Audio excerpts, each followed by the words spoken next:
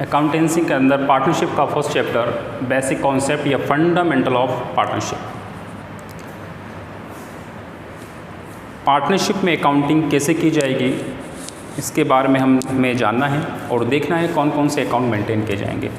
क्या 11वीं क्लास के अंदर जो अकाउंटिंग आपने करी थी, प्रॉफिट एंड लॉस अकाउंट आपने बनाया था एक ऐसे बिज़नेस का जिसका ओनर एक व्यक्ति था जो कंप्लीट मैनेजमेंट खुद करता था, सारे के सारे एक्सपेंस खुद पेमेंट किया करता था और जितना भी उस बिज़नेस से होने वाला प्रॉफिट था वो सारा का सारा वो खुद घर लेके जाया करता था। क्या पार्टनरशिप में भी ऐसे होने वाला है? क्या अकाउंटिंग में कोई फ़र्क पड़ेगा? अगर हम बात करें जहाँ पर एक अकेला व्यक्ति बिज़नेस चलाता है और अकाउंट मेंटेन करता है, वो होता है सोल प्रोप्राइटरशिप। उसमें अकेला व्यक्ति होता है, वही बिज़नेस को मेंटेन करता है, वही बिज़नेस को चलाता है, वही बिज़नेस के सारे एक्सपेंस करता है, वही बिज़नेस को मैनेजमेंट करता है बिज़नेस का, और उससे होने वाला जितना भी प्रॉफिट है वो घर लेके जाता है। सारा का सारा प्रॉफिट उसका, सारा का सारा लॉस उसका।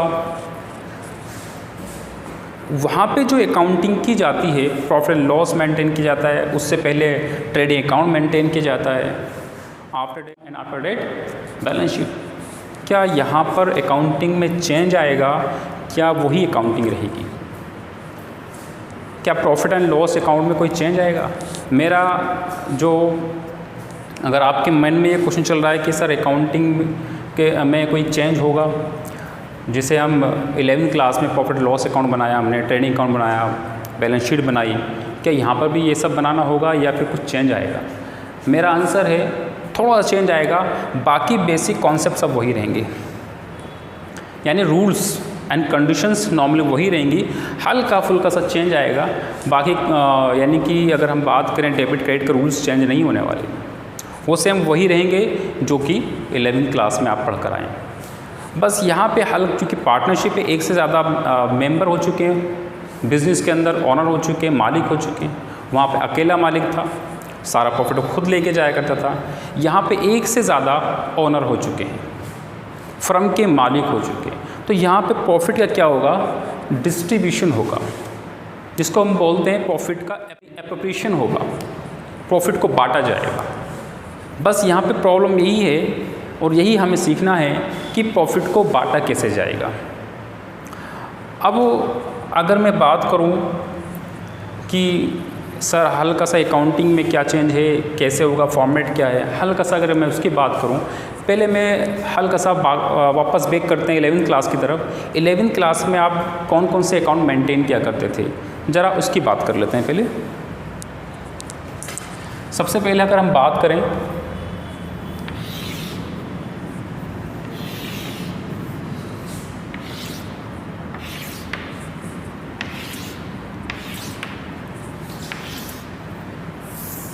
एक तो बनाया करते थे यहाँ पर आप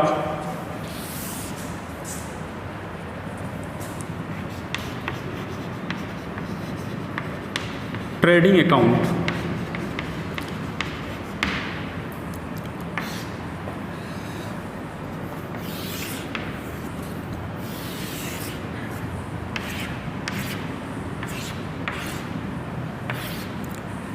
दूसरा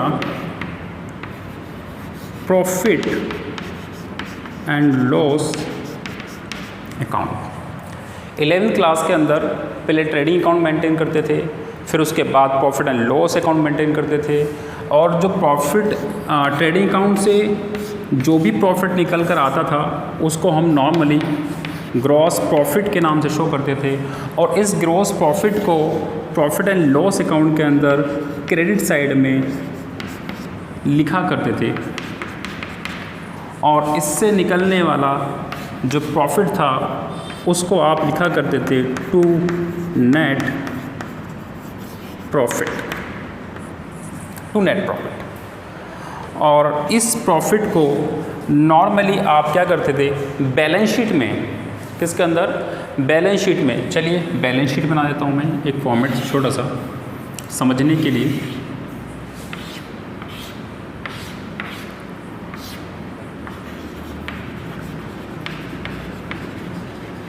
बैलेंस शीट के अंदर आप क्या करते थे, इस प्रॉफिट को जो कि प्रॉफिट एंड लॉस अकाउंट से निकल कर आया है, इस कैपिटल में ऐड करते थे, नेट प्रॉफिट, और ऐड करके अमाउंट वाले कॉलम में लिख दिया करते थे। ये फॉर्मेट था आपका 11वीं क्लास का।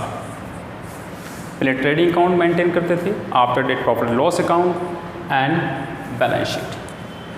अब बात करते हैं पार्टनरशिप के अंदर। क्या पार्टनरशिप में ये सब करने वाले हैं? नहीं, ये सब नहीं करने वाले हम। नॉर्मली क्या होगा, ट्रेडिंग अकाउंट ये सीख चुके हो आप 11वीं क्लास के अंदर, प्रॉफिट एंड लॉस अकाउंट ये सीख चुके हो 11वीं क्लास के अंदर। अब 11वीं क्लास में प्रॉफिट का मालिक ऑनर एक पर्सन था। मान लीजिएगा मिस्टर एक्स है, वो है जिसने ये बिज़नेस स्टार्ट किया था और उसका ये अकाउंट है, तो सारा का सारा प्रॉफिट कौन लेके जाएगा? मिस्टर एक्स लेके जाएगा। अब बात करते हैं पार्टनरशिप में क्या होगा। अब पार्टनरशिप में तो एक से ज़्यादा ऑनर हो गए, एक से ज़्यादा मालिक हो गए बिजनेस के। अब क्या होगा, अब ये प्रॉफिट बटेगा, किस में बटेगा? एक से ज़्यादा पर्सन के अंदर। क्यों बटेगा? क्योंकि अब ये बिज़नेस पार्टनरशिप भी हो गया, यानी एक से ज़्यादा ऑनर हो गए। बिज़नेस को बड़ा करना था, इन्होंने क्या करा, पार्टनरशिप में चेंज कर दिया।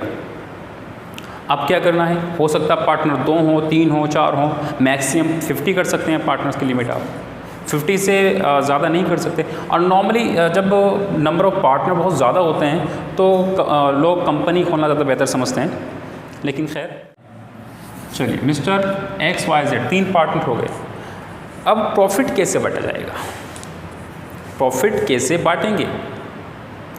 मिस्टर एक्स का जो प्रॉफिट निकल कर आया, इस प्रॉफिट को एक्स वाई जेड किस तरीके से बांटेंगे? ये इन्फॉर्मेशन जब पार्टनरशिप बनी होगी उस टाइम सभी पार्टनर्स की राय मशवरा लिया गया होगा कि भाई सभी पार्टनर बताएं, हम पार्टनरशिप स्टार्ट कर रहे हैं, सभी इसके मालिक हैं, तो बताओ कौन कौन से रूल्स को इंक्लूड करना है, कौन कौन सी बातें रखनी है, किन किन बातों को नहीं रखना है। तो सभी पार्टनर अपनी अपनी राय देंगे। किसी पार्टनर ने कहा भी एक काम करते हैं, जो अपना जो प्रॉफिट का रेशो है वो इक्वल बांट लेंगे, या दूसरा ज़रूरी नहीं कि एक पार्टनर की राय दूसरे सभी पार्टनर एग्री करें, लेकिन वो सभी रूल्स एक ऐसी जगह लिख लिए जाएंगे जिस पर तीनों पार्टनर या जितने भी पार्टनर हैं फर्म के अंदर सब एग्री करें। वो चाहे प्रॉफिट को बांटने का रेशो हो कि भाई किस रेशो में प्रॉफिट बांटेंगे, या फिर कैपिटल जितनी कैपिटल एक्स वाई जेड ने इन्वेस्ट करी है फर्म के अंदर उस पर दिए जाने वाला इंटरेस्ट हो, या एक्स वाई जेड जो भी फर्म से पैसा निकालेंगे अपने पर्सनल यूज़ के लिए, घर लेके जाएंगे, ड्राइंग्स करेंगे, उस पे लिए जाने वाला इंटरेस्ट हो, या फिर हम बात करें किसी पार्टनर को दी जाने वाली सैलरी हो, किसी पार्टनर को एक्स्ट्रा काम की वजह से, एक्स्ट्रा वर्क लाने की वजह से दिए जाने वाला कमीशन की बात हो। एक्स वाई जेड फर्म कहाँ पे होगी, फर्म का नेचर कैसा होगा, फर्म जो है किस जगह ओपन की जाएगी, सभी बातें जितनी भी हैं एक जगह लिख ली जाएंगी। और सारे पॉइंट लिखने के बाद, और ये पॉइंट कौन से होंगे जिस पर सभी पार्ट एग्री हो जाएंगे। ऐसा नहीं है कि आपका ज़बरदस्ती वही 2 पॉइंट आपका मान लो एक्स एग्री नहीं है लेकिन फिर भी हमने तो कुछ पॉइंट ऐड कर दिए, ऐसा नहीं है। सभी पार्टनर जब एग्री होंगे तभी ये सारे पॉइंट यहाँ लिखे जाएंगे, सभी पार्टनर से लिए जाएंगे, और हो सकता है कुछ को वैसे ही अप्लाई कर दिया जाए और कुछ को मॉडिफाई कर दिया जाए, कुछ को इग्नोर कर दिया जाए, मना कर दिया भाई ये नहीं चलेगा। ये फॉर एग्जांपल सैलरी की बात की जाए, भाई एक एक्स ने कहा भी ऐसा है, देखो हम सब काम करेंगे, कहीं और काम करते तो वहाँ भी सैलरी मिलती, यहाँ अपने फर्म के अंदर काम करेंगे, एक काम करते हैं हम भी सैलरी लेंगे, भाई वाई ने बोला भाई तो कोई ऐसा है, सैलरी क्यों लेंगे हम, यार बिजनेस तो हमारा है ना, हम प्रॉफिट कमाएंगे, वो प्रॉफिट बांटेंगे आपस में, सैलरी क्या मतलब, काम करेंगे, अपना घर का काम है, अपना बिजनेस है। तो एक्स को लगता है हाँ ठीक है, वाई सही कह रहा है, बिजनेस तो अपना ही है, प्रॉफिट सैलरी लेंगे तो भी हमें मिलेगी, प्रॉफिट कमाएंगे तो भी हमें मिलेगा, तो एक काम करें सैलरी को कैंसिल कर देते हैं। तो सभी पार्टनर एग्रीड होंगे, मीन्स जो भी इनकी बातें लिखी जाएंगी इस पेपर पर एक जगह, जिसको हम बोलते हैं एग्रीमेंट। अगर इस एग्रीमेंट में जितनी भी बातें लिख दी गई XYZ ने कि भाई क्या क्या करना, कैसे कैसे करना है, और उसके बाद ये तीनों पार्टनर क्या करेंगे, अपने अपने सिग्नेचर कर देंगे, इसके बाद ये एग्रीमेंट बन गया। अब इस एग्रीमेंट के अकॉर्डिंग क्या होगा, सारे काम किए जाएंगे। अगर इस एग्रीमेंट में कहा गया है कि इंटरेस्ट ऑन ड्राइंग्स दिया जाएगा तो ठीक है, दे देंगे। अगर इस एग्रीमेंट में कहा गया है भाई देखो भाई जो भी ड्राइंग्स करेगा उससे इंटरेस्ट लिया जाएगा, ठीक है ले लेंगे। भाई पार्टनर को सैलरी भी दी जाएगी, ठीक है दे देंगे। इस एग्रीमेंट में कहा गया है, लिखा गया है कि भाई ऐसा है जो एक्स्ट्रा वर्क लेकर आएगा फर्म के अंदर उसको उसका कमीशन भी दिया जाएगा, ठीक है दे देंगे। या कोई रेम्युनरेशन भी दिया जाएगा, रेम्युनरेशन नॉर्मली सैलरी है ना, कमीशन ही होता है, वो भी ठीक है दे देंगे। और बहुत सारी बातें इसके अंदर लिखी जाती है, पार्टनर के नाम, उनका पता, फर्म का नेचर, और फर्म लीगल होनी चाहिए, लीगल वर्क होना चाहिए फर्म का। खैर वो इंडियन कॉन्ट्रैक्ट एक्ट में आ जाएगा, वो उसकी हम बात नहीं कर रहे हैं, लेकिन हल्का फुल्का बता देता हूँ कि पार्टनर जो भी फर्म ओपन कर रहे हैं उसका नेचर लीगल होना चाहिए। कहीं ऐसा नहीं कि हम जो है आपका इनलीगल वर्क करें, लीगल वर्क होना चाहिए। सबकी जो विलिंगनेस है वो फ्री कॉन्सेंट होनी चाहिए, ज़बरदस्ती नहीं ली जानी चाहिए। जो एग्रीमेंट है इनका, उस एग्रीमेंट पे सबके सिग्नेचर होने का मतलब यही है कि जो उस एग्रीमेंट में बातें लिखी हुई हैं सभी पार्टनर उस एग्रीमेंट से या उन बातों से एग्री करते हैं। अब हमें करना क्या है, हम बात मेन पॉइंट तो इस पर है कि नेट प्रॉफिट कैसे डिस्ट्रीब्यूट किया जाएगा। तो सिंपल तरीका है, हम क्या करेंगे, ये जो हमने एग्रीमेंट बना रखा है XYZ ने, इस एग्रीमेंट को मांगेंगे भाई ये XYZ वो एग्रीमेंट लेकर आओ, जो एग्रीमेंट आपने बनाया है उस एग्रीमेंट को लेकर आइए हमारे पास। हम चेक करेंगे कि आपने कौन कौन सी पॉइंट यहाँ पे क्लॉज डाल रखे हैं इस प्रॉफिट को बांटने के लिए। भाई सारी बात लिखी होंगी ना इस एग्रीमेंट में। मान लीजिएगा एक बच्चे का क्वेश्चन आ सकता है सर एग्रीमेंट बनाया ही ना हो, तो फिर तो बहुत सिंपल है, 2 पॉइंट हैं, 2 पॉइंट याद रखिए। एग्रीमेंट बनाया है तो इस प्रॉफिट का डिस्ट्रीब्यूशन इस एग्रीमेंट के अकॉर्डिंग किया जाएगा, पॉइंट 1। अगर एग्रीमेंट बनाया है इस प्रॉफिट का जो डिस्ट्रीब्यूशन है या एप्रोप्रिएशन है इस एग्रीमेंट के अकॉर्डिंग किया जाएगा। और भैया क्या करेंगे, सीधा सा एग्रीमेंट लेंगे और पढ़ेंगे कौन कौन से क्लाउज डाल रखे हैं, हम उनको पढ़ते चले जाएंगे और प्रॉफिट का डिस्ट्रीब्यूशन एप्रोप्रिएशन करते चले जाएंगे। एप्रोप्रिएशन का मतलब यही होता है कि प्रॉफिट कैसे बांटना है, प्रॉफिट को बांटना, ठीक, उसका डिस्ट्रीब्यूशन करना। अगर एग्रीमेंट नहीं है तो इस प्रॉफिट का डिस्ट्रीब्यूशन करना बड़ा आसान है। फिर कैसे आसान है, भाई सिंपल सा है, कोई एग्रीमेंट बनाया ही नहीं। XYZ ने कहा भाई ठीक है भाई हम फर्म में पार्टनर बन जाते हैं XYZ, और हम में कैपिटल Y कैपिटल लेकर आता है, X भी कैपिटल और Z भी कैपिटल, बिजनेस स्टार्ट कर लिया, लेकिन कोई एग्रीमेंट बनाया ही नहीं। किसको कितना प्रॉफिट मिलेगा, इंटरेस्ट ऑन कैपिटल क्या होगा, इंटरेस्ट ऑन ड्राइंग्स क्या होगा, पार्टनर को सैलरी दी जाएगी नहीं दी जाएगी, कमीशन दिया जाएगा नहीं दिया जाएगा, रेम्युनरेशन पेमेंट किया जाएगा या नहीं किया जाएगा, इसकी कोई इन्फॉर्मेशन है ही नहीं। तब क्या करें, लेकिन कोई भी इन्फॉर्मेशन अवेलेबल नहीं है हमारे पास, यानी कि इसका मतलब सिंपल सा कोई एग्रीमेंट बनाया ही नहीं। और जब कोई एग्रीमेंट बनाया ही नहीं तो बहुत ही सिंपल है, इस प्रॉफिट को तीनों पार्टनर में जितने भी पार्टनर हो सब पार्टनर के अंदर, ऑल पार्टनर के अंदर इक्वल बांट दी जाए। बहुत सिंपल, कोई मेहनत नहीं करनी है। भाई कितना प्रॉफिट है, मान लीजिएगा मैं कहता हूँ 3000 प्रॉफिट आया, नेट प्रॉफिट निकल के, सिंपल है, X को कितना दे दो 1000, वाई को 1000 एंड जेड को 1000। ख़त्म हो गया काम, हमारा काम ख़त्म। यानी कि अगर एग्रीमेंट नहीं है तो सिंपल है पॉइंट, प्रॉफिट को जो भी नेट प्रॉफिट होगा उसको इक्वल बांट दें। लेकिन प्रॉब्लम कहाँ पर आएगी? एग्रीमेंट बना हुआ है, प्रॉब्लम नहीं बल्कि ये तो और अच्छी बात है, एग्रीमेंट बना रखा है, सब हर इन्फॉर्मेशन के बारे में लिखा हुआ है।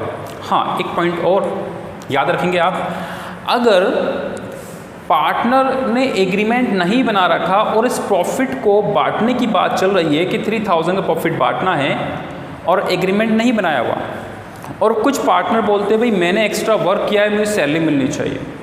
एक बोला कि भाई सबको इंटरेस्ट ऑन कैपिटल मिलना चाहिए, जेड बोला भाई देखो एक काम करते हैं भाई सबको जो है जो कमीशन भी मिलना चाहिए क्योंकि सब एक्स्ट्रा वर्क लेकर आ रहे हैं।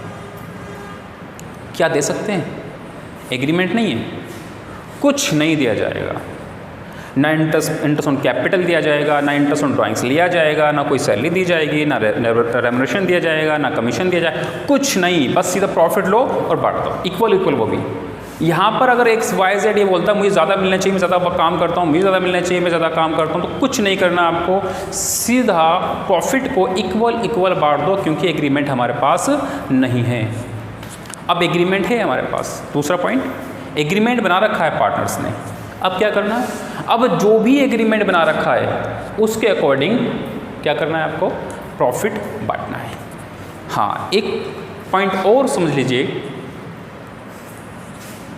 अब ये जो एग्रीमेंट है, इस एग्रीमेंट के अंदर दो तरह की इन्फॉर्मेशन आपको मिलेंगी। एक तो मैनेजमेंट से रिलेटेड इन्फॉर्मेशन जो कि फाइनेंशियल नेचर की नहीं है, यानी कि मैं कहूँगा मनी में जिनको मेजरमेंट नहीं कर सकते हैं, मनी रिलेटेड इन्फॉर्मेशन नहीं कह सकते, मनी रिलेटेड इन्फॉर्मेशन ही बस हमें चाहिए यहाँ से, मैनेजमेंट रिलेटेड इन्फॉर्मेशन नहीं चाहिए। मतलब मैनेजमेंट रिलेटेड इन्फॉर्मेशन कौन सी होती? फर्म कहाँ पर होगी, फर्म में कितने पार्टनर्स होंगे, फर्म को चलाने के लिए कितने यानी कि कहाँ से डील करनी है हमें, कहाँ जाना है, कहाँ हमें अपनी ब्रांच ओपन करनी है, ठीक, और फर्म के हमारे कौन कौन से रूल्स होंगे कि जिनको फॉलो करना है, कितने बजे ओपन होगी शॉप हमारी, या हमारा जो भी है कितने बजे अराइवल एंड डिपार्चर का टाइम रहेगा। तो ये मैनेजमेंट की इन्फॉर्मेशन नहीं चाहिए होती है अकाउंटेंसी के अंदर। अकाउंटेंसी में सिर्फ वही इन्फॉर्मेशन चाहिए जो कि मनी से रिलेटेड हो, यानी मनी इन्फॉर्मेशन। अब हमें इस प्रॉफिट को बांटना है। इस प्रॉफिट को कैसे बांटें? चलिए, तो प्रॉफिट को थोड़ा सा मैं बढ़ा लेता हूँ। मान लीजिएगा नेट प्रॉफिट आपके पास निकल कर आया है कितना? 3 लाख, 3 लाख का प्रॉफिट निकल कर आया। इस प्रॉफिट को बांटना है और हमारे पास क्या है? एग्रीमेंट है। तो इस प्रॉफिट का डिस्ट्रीब्यूशन कैसे किया जाएगा? देखिए, हमारे पास नेट प्रॉफिट कितना नेट प्रॉफिट है? 3 लाख का हमारे पास नेट प्रॉफिट है। इस प्रॉफिट का डिस्ट्रीब्यूशन कैसे करेंगे वो हम चेक करते हैं।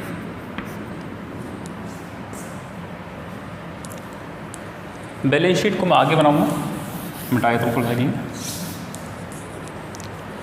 इस प्रॉफिट का डिस्ट्रीब्यूशन कैसे होगा वो हम चेक करते हैं अकॉर्डिंग टू एग्रीमेंट। एग्रीमेंट में जो भी क्लॉज हमने डाल रखे हैं, जो भी इंफॉर्मेशन डाल रखी हैं, हमने चेक किया भाई प्रॉफिट 3 लाख का है, नेट प्रॉफिट इसको मैं यहाँ लिख देता हूँ, 3 लाख का प्रॉफिट है। हाँ, डिसाइड हमने एग्रीमेंट चेक किया, डिसाइड किया, इसमें लिखा हुआ था कि सैलरी पेमेंट करनी है पार्टनर्स को, सैलरी पेमेंट करनी है पार्टनर्स को। और किसे पेमेंट करें लिख देता हूँ, ये भी पार्टनर्स। और ABC को पेमेंट करनी है, तो मैं कहता हूँ कि आपकी सैलरी जो है 30,000 रुपये पे हो गई, सैलरी आपने 30,000 पेमेंट कर दी। अब यहाँ एक पॉइंट और माइंड में आपके आ सकता है कि सर सैलरी तो हम प्रॉफिट एंड लॉस अकाउंट में दिखाया करते थे और ये तो आप प्रॉफिट बांट रहे हो, तो फिर सैलरी यहाँ कैसे आ गई? ये सैलरी कैसे बांट रहे हो? सैलरी तो ऑलरेडी हम दिखा चुके होंगे। बालक सुनिए बेटा, ये जो प्रॉफिट एंड लॉस अकाउंट है ना, और इसके अंदर जितने भी एक्सपेंडिचर आते हैं वो सारे के सारे कहलाते हैं चार्ज।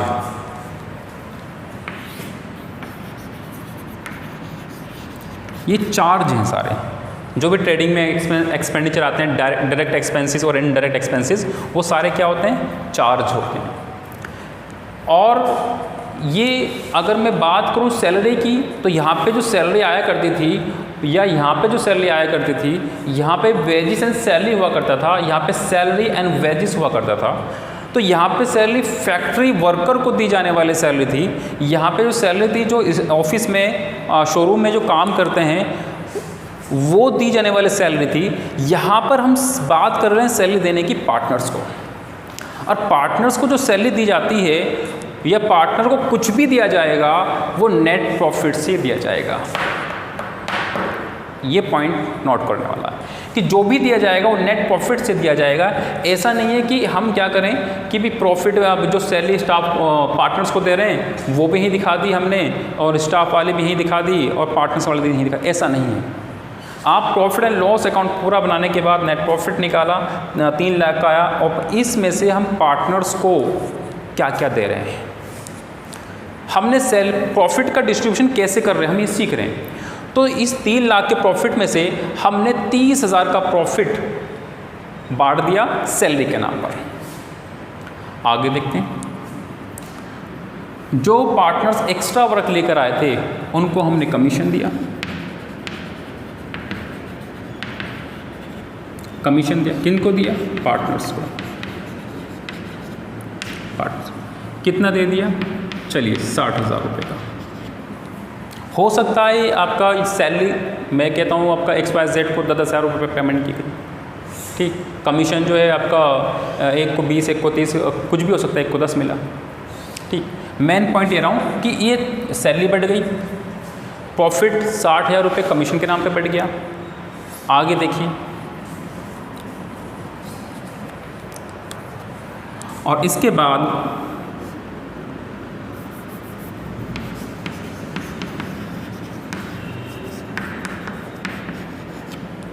इंटरेस्ट ऑन कैपिटल जो कि पार्टनर्स को दिया जाएगा, वो जो है मान लीजिएगा 60,000 का, ये बढ़ गया। अगर हम यहाँ देखें तो प्रॉफिट में से हमारे पास 1,50,000 रुपये बढ़ चुका है। सैलरी के रूप में गया प्रॉफिट 30,000 का, कमीशन के रूप में गया प्रॉफिट 60,000 का, इंटरेस्ट ऑन कैपिटल के रूप में गया प्रॉफिट कितना? 60,000 का, ठीक। और कहाँ जा सकता है profit? Remuneration. Remuneration normally salary and commission ही होता है, लेकिन नॉर्मली अगर अलग से भी दे देता है तो कोई प्रॉब्लम नहीं। मान लीजिएगा उसको गया 10,000 रुपये का, कितना गया? 1,60,000 रुपये। भाई 1,20,000, 1,50,000, 1,60,000, 1,60,000 रुपये प्रॉफिट बढ़ चुका है। अगर क्वेश्चन में कहा जाता भाई ऐसा है थोड़ा सा प्रॉफिट रोक के चलना है फ्यूचर के लिए, आय के लिए, काम आ गया ठीक है, नहीं आया तो आपस में बांट लेना, क्योंकि प्रॉफिट का ही पार्ट हिस्सा है, तो वो बोल देगा रिजर्व में रख लो कुछ प्रॉफिट। रिजर्व में कितना? मानता हूँ कि वो बोलता है आपका आपसे कि भाई रिजर्व के अंदर ये तो परसेंटेज दे देगा, ये सीधा अमाउंट ही दे देगा। मैं ये कहता हूँ उसने नॉर्मली अमाउंट दे दी और कह दिया कि भाई 10,000 रुपये का रिज़र्व रख लो। कितने का? 10,000 का रिज़र्व। ये भी पार्टनर का ही पैसा रिजर्व में रखा गया है, लेकिन पार्टनर का आगे फ्यूचर में इसको बांट लेंगे पार्टनर्स अपने प्रॉफिट शेयरिंग रेशो के अकॉर्डिंग, ठीक है। अब लास्ट में अगर हम चेक करें कितना पैसा बचता है हमारे पास, तो 1,70,000 रुपये प्रॉफिट बढ़ चुका है। अब जो पैसा बचता है हमारे पास, जो कि प्रॉफिट का बैलेंस है, प्रॉफिट का बैलेंस है, जो कि कितना है 30,000 रुपये। अब इस 30,000 रुपये प्रॉफिट बच गया हमारे पास। अब इस प्रॉफिट को कैसे बांटना है? इसको बांटना है रेशो के अकॉर्डिंग। जो भी रेशो होगा, रेशो क्या होगा? जो भी एक्स वाई जेड ने इस प्रॉफिट को, यानी कि सिंपल सा कहूँ, प्रॉफिट को बांटने का रेशो अपनी एग्रीमेंट के अंदर, डीड के अंदर लिखा होगा, उस रेशो के अकॉर्डिंग हम ये प्रॉफिट बांट देंगे। आपको समझ में आया? ये प्रॉफिट का एप्रोप्रिएशन कहलाता है। प्रॉफिट का डिस्ट्रीब्यूशन ही एप्रोप्रिएशन है। मैं सिंपल कहूँ, इस नेट प्रॉफिट में से कुछ प्रॉफिट सैलरी के रूप में गया, कुछ प्रॉफिट कमीशन के रूप में गया, कुछ इंटरेस्ट ऑन कैपिटल के रूप में चला गया, कुछ प्रॉफिट रेम्यूनरेशन के रूप में चला गया, कुछ रिजर्व में रख दिया, बाकी जो बचा वो प्रॉफिट एंड लॉस, जो भी इसका रेशो मेंटेन किया होगा प्रॉफिट लॉस बांटने का, उस रेशो के अकॉर्डिंग इसको बांट दिया जाएगा। मैं ये कहता हूँ इन्होंने क्या है कि इक्वल बांट लेंगे, तो नॉर्मली क्या होगा, एक्स वाई जेड को 10-10 हज़ार रुपये मिल जाएंगे कि इक्वल कहा है, तो 10,000 रुपये एक्स को, 10,000 रुपये वाई को और 10,000 रुपये जेड को। अगर यहाँ तक समझ में आ गया है तो फिर आपको ये समझ लीजिएगा प्रॉफिट एंड लॉस एप्रोप्रिएशन बनाना आ चुका है। क्यों? क्योंकि प्रॉफिट का एप्रोप्रिएशन तो करना है, मैंने कर दिया मैंने, बस क्या करना है, इसको एक अकाउंट की शेप देनी है। मीन्स पार्टनरशिप में कोई चेंज नहीं है। अगर हम सिंपल सी बात करें, यहाँ पे बस क्या होगा, ट्रेडिंग अकाउंट आप सीख चुके हो 11th क्लास के अंदर, प्रॉफिट लॉस अकाउंट सीख चुके हैं 11th क्लास के अंदर। क्वेश्चन के अंदर सीधा नेट प्रॉफिट देगा, तो एक नया अकाउंट और ओपन होगा जिसको हम बोलेंगे profit and loss appropriation account. मैं सिंपल से यहाँ फॉर्मेट बनाता हूँ समझाने के लिए, बाकी आपका चलो जगह कम है।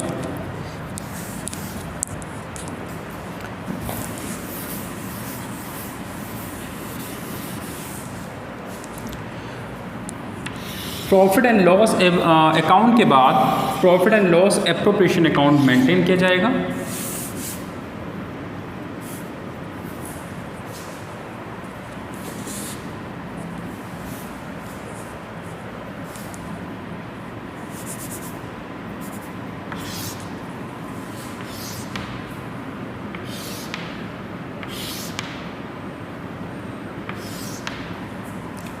देखिए, नेट प्रॉफिट निकल गया, जैसे ग्रॉस प्रॉफिट निकल कर आया तो आपने कहाँ डाला, प्रॉफिट लॉस अकाउंट के अंदर, इसको क्रेडिट कर दिया। अब ये नेट प्रॉफिट निकल कर आया है, अब इस नेट प्रॉफिट को हम कहाँ डालेंगे, इस नेट प्रॉफिट को हम डालने वाले हैं profit and loss appropriation account में। ये डेबिट में है तो यहाँ पे ये क्रेडिट में ट्रांसफ़र हो जाएगा। Profit and loss appropriation account, बाकी वो पर्टिकुलर अमाउंट वही रहेगा। हम बात करते हैं ये जो प्रॉफिट एंड लॉस अकाउंट्स, यानी कि नेट प्रॉफिट से जो बैलेंस आया वो कितने का था, 3 लाख रुपए का। मुझे कुछ नहीं करना, मैंने कर रखा ऑलरेडी पहले ही, बस आपको ये क्या करना है, आपको इस चीज़ को अकाउंट की शेप देनी है।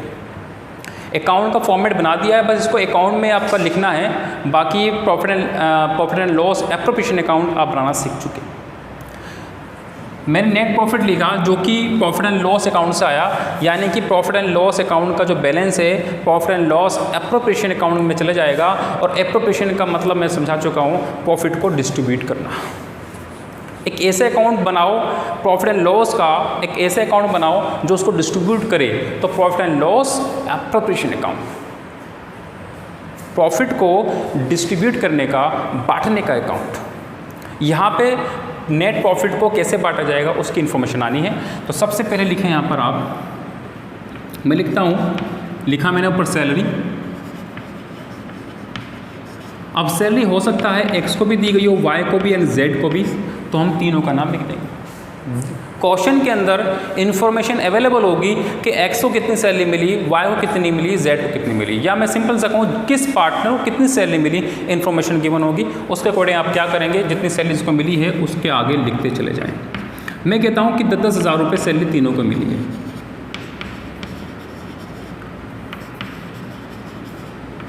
कुल 30,000 की हमने सैलरी बांट दी। तो सीधी सी बात है, क्रेडिट साइड में लिखा है, डेबिट साइड में जो भी लिखेंगे इसका मतलब ये ऑलरेडी बैलेंस कम होता जा रहा है प्रॉफिट का। मैं प्रॉफिट में से 3 लाख में से 30,000 बांट दिए। अगर हम बैलेंस निकालें तो कितना बचेगा, 1 मिनट को प्रॉफिट थोड़ा गड़बड़ कर दिया हमने। 2 लाख का प्रॉफिट ले लेते हैं, 2 लाख का प्रॉफिट भाई, 2 लाख का प्रॉफिट ले लेते हैं। ये 6 6 12, 1 50, 60 70 और 30,000, तो ये हो गया 2 लाख। 2 लाख का हम प्रॉफिट ले लेते हैं। चलिए, इसके बाद अगर हम बात करें कमीशन की, मेन चीज़ कॉन्सेप्ट को समझिए, बाकी हम क्वेश्चन करेंगे तो क्वेश्चन के अंदर जो भी इन्फॉर्मेशन गिवन है उसको अकॉर्डिंग करते चले जाएंगे। अगला पॉइंट है कमीशन। कमीशन में हमें कितने दिए, 60,000। तो मैं कहता हूँ कि जो कमीशन हमने दिया है, और किसको दिया है, कमीशन टू, हम कहते हैं वाई एक्स्ट्रा वर्क लेकर आया फर्म के अंदर, और उसने एक्स्ट्रा वर्क कर जो हमने उसको कमीशन दिया वो दिया 60,000 का। ठीक, इसके बाद इंटरेस्ट ऑन कैपिटल, सभी को इंटरेस्ट दिया गया ऑन कैपिटल पर एक्स वाई जेड, और मान लीजिए आपका उनका जो बैठता है इंटरेस्ट ऑन कैपिटल कैलकुलेट करेंगे वो हम जो क्वेश्चन के अंदर, लेकिन मैं ये मान लेता हूँ कि इसका 30,000 का कमीशन बैठता है, ओ सॉरी इंटरेस्ट बैठता है, इसका 20,000 का बैठता है, और इसका 10,000 का बैठता है जेड का। कुल मिला के 60,000 का कमीशन बढ़ चुका है।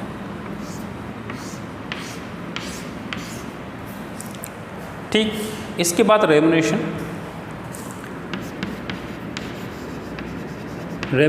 टू जेड को हमने कुछ रेम्यूनरेशन पेमेंट किया, कितने का, 10,000 रुपये का।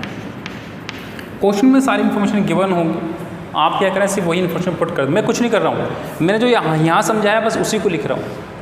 बस फ़र्क क्वेश्चन में इतना होगा, बताएगा कि किसको कितनी सैलरी मिली, कमीशन के बारे में बताएगा किसको कितना कमीशन मिला, इंटरेस्ट ऑन कैपिटल के बारे में बताएगा किसको कितना इंटरेस्ट मिला, रेम्यूनरेशन के बारे में बताएगा किसको कितना रेम्यूनरेशन मिला, और रिजर्व है अगर तो उसके बारे में बताएगा कि कितना रिजर्व बनाना है, परसेंटेज में बोलेगा या फिर ऐसे अमाउंट बोल देगा कि इतने का रिजर्व आपको मेंटेन करना है। तो मैंने लिखा रिजर्व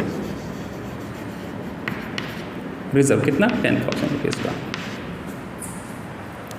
अब लास्ट में बचता है हमारा कितना, 30,000 का प्रॉफिट। अगर हम चेक करें तो हमारे पास प्रॉफिट, नेट प्रॉफिट 2 लाख का है, और इस 2 लाख में से अगर ये सारा लेस कर देंगे आप तो 30,000 का प्रॉफिट आएगा।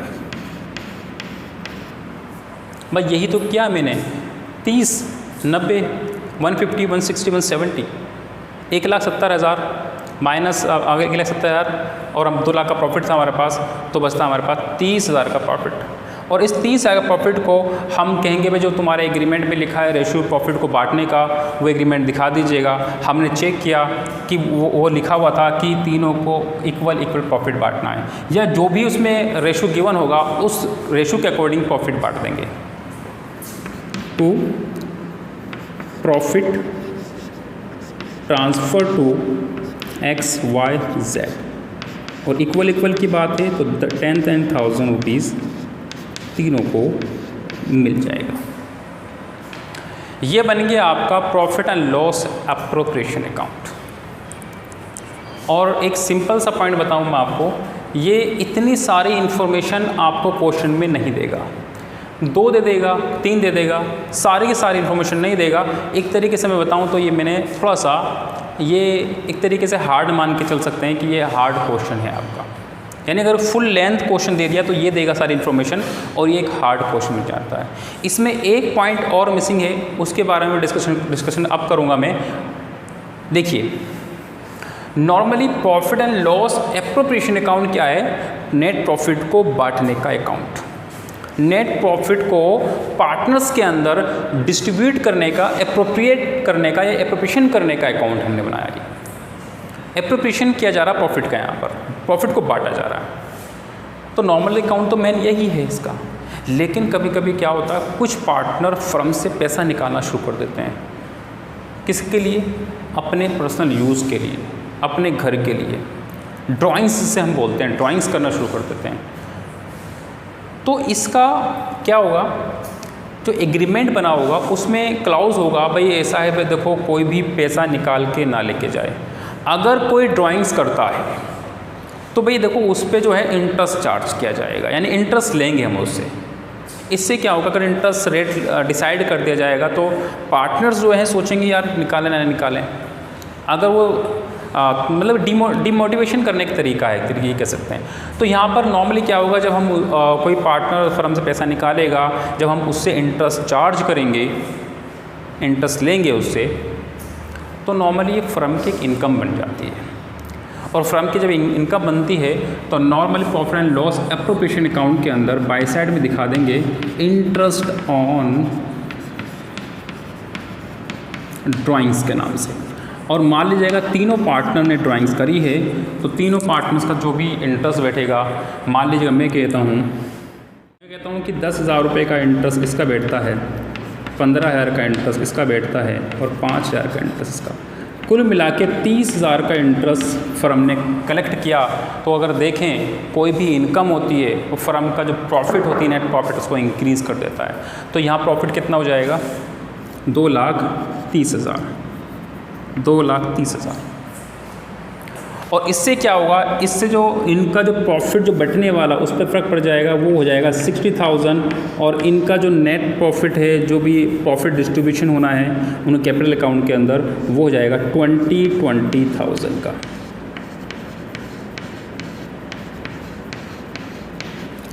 ये पॉइंट समझ में आया? इसी को इसलिए मैंने इसको लास्ट में समझाया ताकि पहले प्रॉफिट का मेन डिस्ट्रीब्यूशन समझा दूँ। लेकिन ये भी सभी क्वेश्चन में नहीं देगा, जिसमें दिया है ठीक है, लेकिन आपको कॉन्सेप्ट क्लियर होना चाहिए। अगर ये पॉइंट दे दे तो हम क्या करें। ठीक, आई होप यहाँ तक आपको कोई डाउट नहीं होगा, समझ में आ गया होगा। लेकिन अगर किसी स्टूडेंट को कुछ समझ में ना आया तो मालूम पड़ सकता है। लेकिन एक पॉइंट और समझ लो जो समझा रहा था मैं आपको, कि प्रॉफिट एंड लॉस अकाउंट के अंदर या ट्रेडिंग अकाउंट के अंदर जो भी एक्सपेंडिचर आते हैं वो चार्ज होते हैं। क्या होते हैं? चार्ज होते हैं। प्रॉफिट एंड लॉस एप्रोप्रिएशन का अकाउंट के अंदर जो भी salary, commission, interest on capital, remuneration to Z या जो भी पॉइंट आते हैं वो सारे के सारे प्रॉफिट का डिस्ट्रीब्यूशन होते हैं। वो चार्ज नहीं आ सकते यहाँ पे, कभी स्टाफ की सैलरी नहीं आ सकती यहाँ पर, फैक्ट्री का रेंट नहीं आ सकता यहाँ पर। यानी जो भी इनडायरेक्ट एंड डायरेक्ट एक्सपेंसेस हुआ करते थे उनमें से यहाँ कुछ नहीं आएगा। यहाँ सिर्फ क्या होगा, प्रॉफिट का हम डिस्ट्रीब्यूशन कर रहे हैं, प्रॉफिट को हम बांट रहे हैं। प्रॉफिट का बांटने का मतलब क्या, सिंपल सा है। नेट प्रॉफिट इतना है, किस पार्टनर को प्रॉफिट, किस नाम से प्रॉफिट बांटा गया। भाई 2 लाख का प्रॉफिट सैलरी दी, XYZ को प्रॉफिट में से दिया, प्रॉफिट का डिस्ट्रीब्यूशन किया, प्रॉफिट ही बांटा, सैलरी के नाम पे बांटा, कमीशन के नाम पे बांटा, इंटरेस्ट ऑन कैपिटल के नाम पे बांटा, रेम्युनरेशन के नाम पे बांटा, रिजर्व के नाम पे कुछ सेव किया हमने, जो कि फ्यूचर में जाके प्रॉफिट एंड लॉस के रेशो में बढ़ जाएगा। और बाकी जो भी रिमेनिंग प्रॉफिट होगा उसको हम क्या करेंगे, इक्वल जो भी इनका एग्रीड रेशो होगा उस रेशो में हम बांट देंगे। ये profit and loss appropriation account का मैक्स क्वेश्चन है, यानी कि हार्ड क्वेश्चन कह सकते हैं। सारी एंट्रीज इसमें आ चुकी हैं। कोई बच्चा कह सकता sir interest on partners loan, अगर किसी ने लोन, किसी पार्टनर ने लोन दे दिया तो सर वो नहीं आएगा यहाँ पर। नहीं बच्चे, वो नहीं आएगा। क्यों नहीं आएगा बेटा, वो चार्ज का पार्ट है। आप देखते होंगे यहाँ पर लिखते थे आप to interest on loan profit loss account के अंदर, वो चार्ज है। हाँ, लेकिन एक पॉइंट और समझें, अगर डीड नहीं बनी हुई तो मैंने अगेन बताया ये प्रॉफिट को बांटना बहुत आसान है। इसको इक्वल तीनों पार्टनर में बांट देंगे XYZ के अंदर। अगर डीड नहीं बनी हुई है, पार्टनरशिप एग्रीमेंट नहीं है, तो ये जो 2 लाख का प्रॉफिट है तीनों पार्टनर में, 4 पार्टनर, 2 पार्टनर, जितने भी पार्टनर उनमें इक्वल बांट देंगे, बाई कुछ नहीं करेंगे। लेकिन एक दूसरा पॉइंट और समझ लें, प्रॉफिट तो इक्वल बांट देंगे, लेकिन अगर किसी पार्टनर ने लोन दिया है तो क्या करें? आपने कहा सर एग्रीमेंट तो बना हुआ नहीं है तो इंटरेस्ट भी ना दें उसे, नहीं ऐसा नहीं है। एग्रीमेंट अगर नहीं है तो सुनो, एग्रीमेंट अगर नहीं है तो पार्टनर्स को सैलरी पेमेंट नहीं की जाएगी, पार्टनर्स को इंटरेस्ट ऑन कैपिटल नहीं दिया जाएगा, पार्टनर्स को इंटरेस्ट ऑन ड्राइंग्स नहीं लिया जाएगा पार्टनर से, पार्टनर्स को इंटरेस्ट ऑन कैपिटल या सैलरी कमीशन रेम्यूनरेशन जो भी कुछ है कुछ नहीं दिया जाएगा, ना कुछ लिया जाएगा। लेकिन जब डीड नहीं है, एग्रीमेंट नहीं बना रखा, कुछ भी नहीं देंगे, सिर्फ एक प्रॉफिट को इक्वल बांट देंगे। लेकिन अगर मान लीजिए मैं ये कहता हूँ 2 लाख का प्रॉफिट है, 2 लाख का प्रॉफिट है, एग्रीमेंट नहीं है, और एक पार्टनर ने वाई टू फर्म, वाई ने फर्म को लोन दिया है, कितना दिया? 4 लाख रुपए का लोन, क्या दिया है? लोन दिया है, 4 लाख का लोन दिया। इस पे जो इंटरेस्ट होगा, क्या वो इंटरेस्ट फर्म पेमेंट करेगी? क्योंकि डेट तो है ही नहीं, एग्रीमेंट तो है ही नहीं। देखिए समझें आप इस पॉइंट को, अगर लोन एक अलग चीज़ हो गई, मींस कैपिटल से अलग अगर कुछ भी पैसा देता है कोई पार्टनर तो लोन में काउंट किया जाता है, और नॉर्मली उस लोन पर क्या होगा? इंटरेस्ट पेमेंट किया जाना चाहिए। अगर डीड नहीं है तो आप सोचिए, अगर पैसे की रिक्वायरमेंट है आपको, बैंक से लेंगे आप, बैंक से लोन लेते हैं अगर आप, बैंक आप पर इंटरेस्ट चार्ज करेगा नहीं करेगा? आप कहेगा, आपसे बैंक कहेगा नहीं कि कभी आपने हमसे लोन लिया है, इंटरेस्ट की पेमेंट कीजिए। आप कहोगे सर हमने डीड तो बनाई नहीं, और जब डीड नहीं बनती कुछ भी पेमेंट नहीं करते, पार्टनर को ना लेते, वो कहेगा भाई पार्टनर को बोला है, पार्टनर कुछ भी नहीं देंगे, कुछ भी नहीं लेंगे। वो बोला सर हमने लोन अगर पार्टनर से लिया है तो सर उसको कुछ नहीं। लोन के केस में नहीं है। लोन के केस में ये रूल्स है, अगर डीड नहीं है तो 6% पर एनम के अकॉर्डिंग, पर एनम यानी पर ईयर के अकॉर्डिंग इंटरेस्ट देना पड़ेगा वाई को। कौन पेमेंट करेगी? फर्म पेमेंट करेगी। किसको? वाई को पेमेंट करेगी 4 लाख पर 6% इंटरेस्ट। और नॉर्मली क्या होगा इसमें, हम क्या करेंगे जब प्रॉफिट का डिस्ट्रीब्यूशन करेंगे तो पहले सिंपल सा है, आपका ये चार्ज है तो हम लिखेंगे, मान लो क्वेश्चन दिया गया है कि 2 लाख का प्रॉफिट है और वाई से हमने लोन लिया है, लेकिन लोन का जो इंटरेस्ट वो चार्ज नहीं किया गया, तो सिंपल चार्ज कर दो, आप लिखो इंटरेस्ट ऑन कैपिटल। यानी सिंपल सा आप अलग से कैलकुलेशन कर सकते हो आप कि नेट प्रॉफिट कितना है, 2 लाख का है, माइनस कर दो इसमें इंटरेस्ट ऑन पार्टनर्स से जो लोन लिया है, पार्टनर्स लोन, वो माइनस कर जो प्रॉफिट निकल कर आएगा उसको इक्वल तीनों पार्टनर में बांट दीजिए XYZ के अंदर। Point clear? और अगर डीड बनी है तब भी हमें पहले क्या करना है, अगर क्वेश्चन बोला गया है कि इंटरेस्ट ऑन पार्टनर्स लोन को हमने इंटरेस्ट नहीं दिया, पार्टनर्स को इंटरेस्ट नहीं दिया, अभी उसका इंटरेस्ट हमने नहीं निकाला उसका, तो पहले क्या करना पड़ेगा, यानी कि जो प्रॉफिट दे रखा है, फिर जो नेट प्रॉफिट दे रखा है वो ये प्रॉफिट फिर गलत दे रखा है। क्वेश्चन में बताया गया है अगर कि भाई जो इंटरेस्ट ऑन लोन है अभी उसकी इंटरेस्ट की पेमेंट नहीं की गई है तो इसका और प्रॉफिट निकाल दिया गया, तो इसका मतलब ये है ये प्रॉफिट जो है गलत प्रॉफिट है। पहले इंटरेस्ट ऑन लोन इसमें से माइनस कीजिए, माइनस करने के बाद जो भी प्रॉफिट निकल कर आता है फिर वो आपका नेट प्रॉफिट है, और नेट प्रॉफिट का ही डिस्ट्रीब्यूशन क्या किया जाएगा, एप्रोप्रिएशन किया जाएगा। यही आपका profit and loss appropriation account है। आई होप इतना वो क्लियर हो गया होगा। और कोई डाउट हो, कुछ ना पॉइंट, एक आधा पॉइंट कोई मिस हो गया हो या आपको समझ में ना आ रहा हो तो मुझे बता सकते हैं, मैं अगेन दोबारा क्लास में नेक्स्ट क्लास में उसको कवर करूँगा और आगे हम बढ़ेंगे पास्ट एडजस्टमेंट की तरफ। कुछ पॉइंट और हैं, कुछ क्वेश्चंस लेंगे पहले हम इसके प्रॉफिट लॉस एप्रोप्रिएशन अकाउंट में कुछ क्वेश्चंस लेंगे, उसके बाद हम बढ़ेंगे पास्ट एडजस्टमेंट की तरफ। Okay, thank you for watching.